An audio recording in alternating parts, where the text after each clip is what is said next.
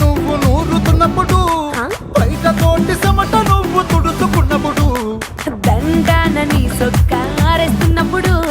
నీ ఒంటి వాసనతకు గుర్తొచ్చినప్పుడు రెండు చేతులెత్తి చుట్టు మలిసినప్పుడు జండు కత్తుకొని పడుకున్నప్పుడు అలసిపోయి నువ్వు ఆవలించినప్పుడు వచ్చుండై ఫీలింగ్స్ వచ్చి వచ్చి చంపేస్తుండై